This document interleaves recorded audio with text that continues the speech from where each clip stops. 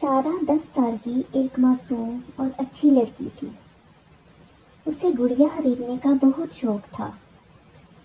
اس کے شوق کی وجہ سے اس کی امی نے اسے گڑیا دلانے کا وعدہ کیا۔ سارہ بہت خوش ہوئی۔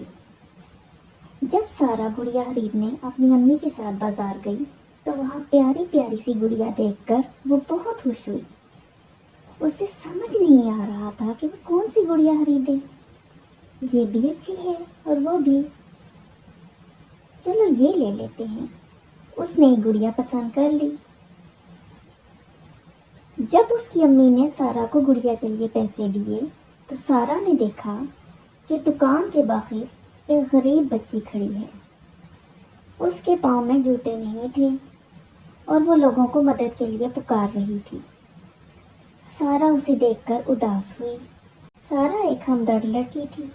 جب اس نے غریب بچی کو دیکھا تو اس نے اپنی امی سے کہا، امی، جو پیسے گڑیا خریدنے کے لیے ہیں میں اس غریب بچی کو دینا چاہتی ہوں۔ اس کی امی نے کہا، ارے یہ تو بہت اچھی بات ہے۔ چنانچہ سارہ نے ان پیسوں سے اس غریب بچی کے لیے جوتے خرید لیے۔ جب سارہ نے اس بچی کو جوتے دیے تو وہ بچی بہت خوش ہوئی اور اس نے سارہ کا شکریہ ادا کیا۔ اب سارہ بہت خوش تھی۔ اسے گڑیا خریدنے سے زیادہ اس بات کی خوشی تھی کہ اس نے کسی کی مدد کی ہے۔ نتیجہ، سچی خوشی دوسروں کو خوشی دینے میں ہے۔